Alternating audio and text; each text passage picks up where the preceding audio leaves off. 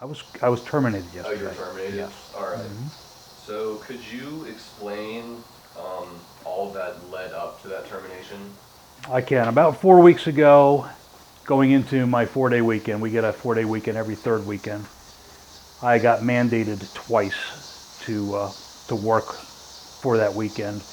I had one uh, coupon which we get for working more than 20 hours. I had one left. I used that. I got discipline for the other one.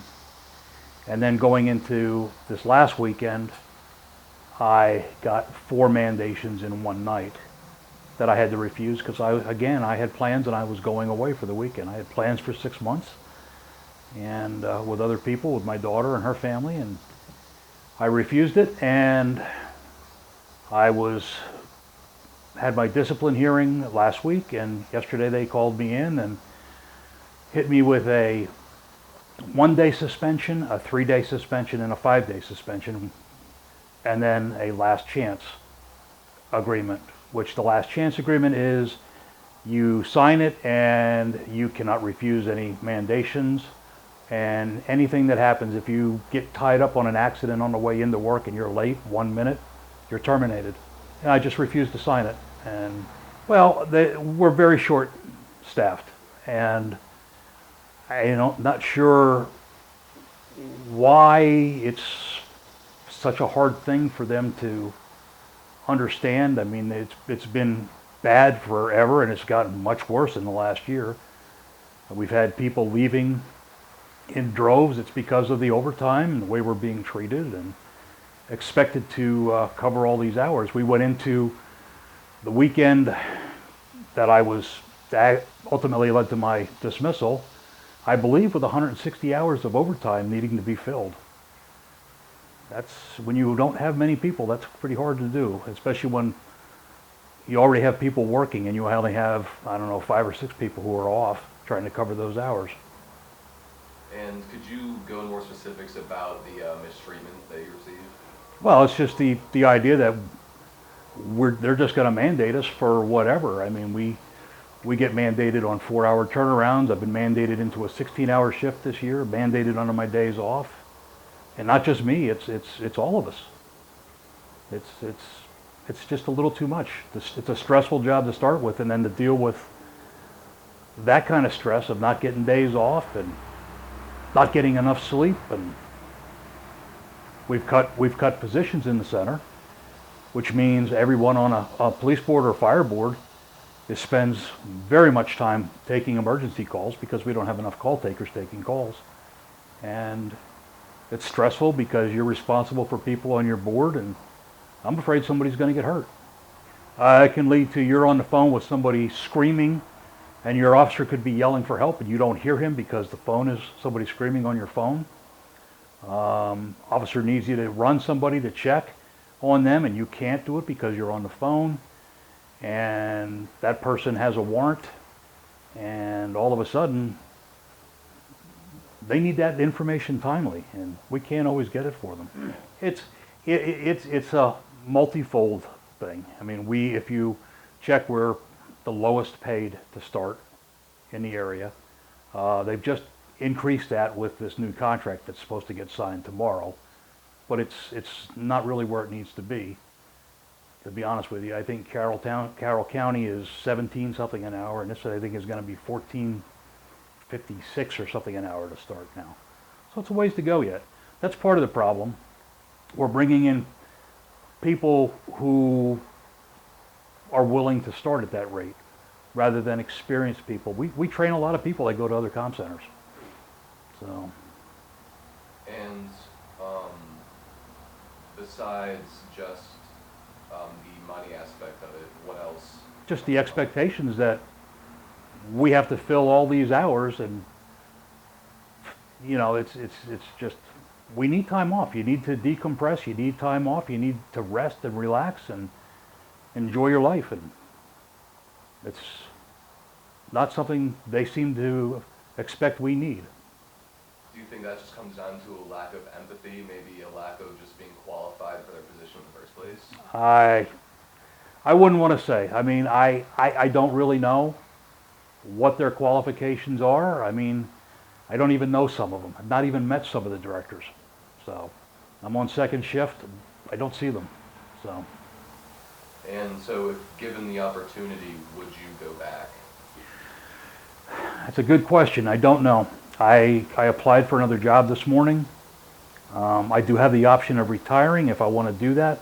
I'm not really ready to retire yet. I like to feel like I have a couple more years yet that I can do some good.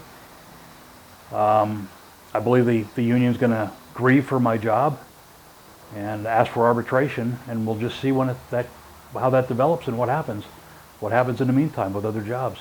I've had a number of people have reached out to me since last night about opportunities, so I'm looking at those opportunities. In order to go back, I would probably need to see some kind of concrete changes. Because if I go back, it could be another 6 weeks and I'll be in the same position. Because I plan my days off well in advance with my family.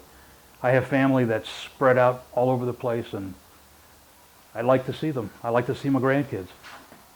And you said that you'd need to see concrete progress. Do you think that is likely at this point? Is that something that a lot of people have said too? I would hope that it's likely, because they have to do something. Because there are a lot of people there that are on their last chance, and when you're on your last chance and you're a young person and you need to have your job, you need your income, what are you going to do? You're going to start looking. And there's a lot of jobs out there right now. Do you think that the issue is specific to York County or unique to York County? I think it's worse in York County. I mean, I have friends in other communication centers all around, and there are some comm centers that are in rough shape. I don't think there's any as rough as we are. And how long you worked there? So 7 years. 7 years.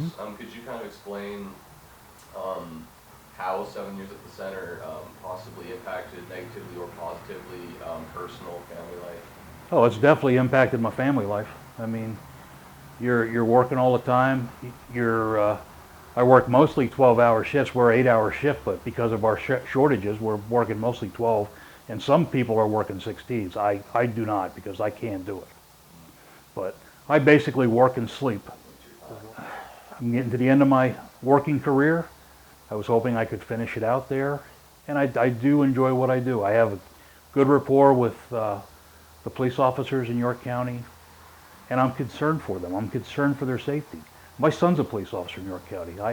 It gives me a double-edged sword to be concerned about their safety. First of all, I'd like to see some of our upper management out on the floor helping us. It's done in other centers. We don't see that here. They do have some admin people who come out. They're basically forced to come out and do it. But the upper management does not. And I understand that they have a job to do, but when we're in this kind of trouble, they need to get involved. And other than that, it's a slow process hiring people. So maybe, they need to start looking at people who have left and see if we can get them in part-time, pull some hours, help out a little bit. I've heard, I don't know how true it is, I've heard another comm center has offered help with sending people down to help us out. So that's an option. It's not going to be a quick fix. It takes a long time to train somebody. With the fact that they have left me go for refusing 4 mandations in one night for my weekend off, the thing that may need to happen is we may need a change in management. I will tell you, as a whole, anybody in emergency services, they're there because they want to help. So a lot of times we probably mask those problems until it's too late. But being that they've been involved in emergency services in the past, you would think that they would have some empathy for that and know what's going on. I mean, this weekend we're talking about, I don't know how many people, but quite a few people from the admin side of the wall were in Las Vegas on a conference going into the bad weekend. We have every third weekend is a bad weekend because we have more people off that weekend than any of the other weekends. I don't understand why all those people would go to a conference in the condition that we're in. I mean, we're supposed to be a team. All we are is people trying to cover things. That's all we are. So, and don't get me wrong. Like I said, I love the job. I'm going to miss the job, but I can't work every day. Can't do it. And would you be able to think of something that happened in the past where maybe just the physical toll of the job affected your ability to work during a shift? I don't think that it's ever affected me to not being able to work. I will tell you, there have been nights where I've had to stand up and move around so I didn't fall asleep. But I'm very committed to officer safety. And I am not going to let anything happen to them while I'm on their radio. I made a post on Facebook last night that I was gone, and I had about 140 comments on it. I would say at least half were officers. And what were they saying? They can't believe it. They can't believe that this has happened. I had one wanted to know if I minded if he sent an email to the commissioners and the directors expressing his unhappiness with the decision. Yeah, go for it. You know, I don't think it's going to help me, but it might help everybody else. Okay, well, we have 8-hour schedules. The way that works for this particular week, if I was still an employee there, today and tomorrow would be my days off. And then I'd be scheduled for 8-hour days from Friday up until next Thursday. And then I'm supposed to have Friday, Saturday, Sunday, and Monday off. And then it goes on like that. We have every third weekend off in theory. Our contract calls for 12 hours of overtime that we have to work. And we can schedule ourselves. There's a schedule that we go on and we apply for it. It's done by seniority and a few other things that are involved in it, but we get those hours. Now they've increased that to 16 hours, even though our contract doesn't say 16 hours, it says 12. So we all have to apply for 16 hours a week, or they'll assign us another 4-hour shift. And it might be something that's really not convenient for us. It could be our day off, could be whatever. On top of that, then we have spot mandates when somebody calls off, when the schedule's just not filled like it is all the time because we don't have enough people. Then they'll come in and they're like, I need to mandate you on Friday from midnight to 4 a.m. Can't do it. Okay. I need to mandate you on Friday from 8 to noon. Can't do it. This is what happened to me last week. This is why I'm not there anymore. 4 in a row like that on my weekend off. One thing I don't understand is that the contract, from what I understand, talking to union reps and dispatchers, they cannot mandate more than 12 hours unless there's some sort of emergency or they deem it as completely necessary. Yep. So it seems to be like a last resort kind of clause, Yep. but it seems they just abuse it. Yeah. Well, to be honest with you, I mean, we're so short-handed. I mean, I see where they're coming at, saying it's necessary, because we have to cover the shifts that we need now. I mean, we're at bare minimum, but you can't run people ragged for years, and expect them to work efficiently. They need to come up with a better plan.